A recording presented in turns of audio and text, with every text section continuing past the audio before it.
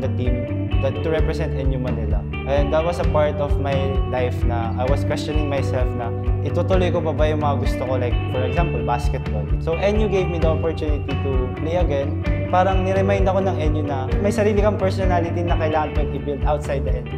Ang laking tulong ng institution na ito sa akin kasi nga, na-scout ako ng ibang teams na sa labas, nabigyan ako ng opportunities ng mag-represent ng ibang cities. I've also want to produce, of course, people na talagang nagpapakita ng pagiging optimistic in times of challenges in life.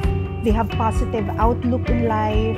Tinitignan pa rin nila ito na there's something good on it. Being enrolled here at NU Nazareth School, talaga namang makukuha ko yun, yung ganong formation sa aking mga anak. Nung sinimula namin yung concept ng video na ito, we came up with many stories about the life of an NU student. And maraming storya na sumagi sa isipan namin, diniscuss namin kung ano yung pinakamagandang representation of an NU student. Bumalik kami dun sa core values ng National University. Dun sa core values ng resilience, integrity, compassion, patriotism, and innovation.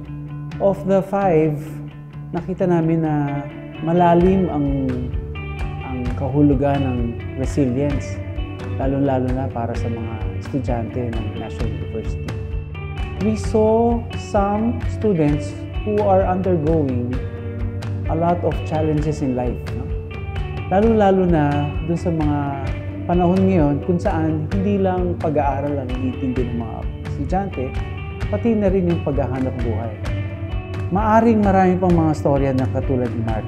They see a lot of these struggles. Araw-araw tatanungin nila sa buhay nila, kaya ko ba to?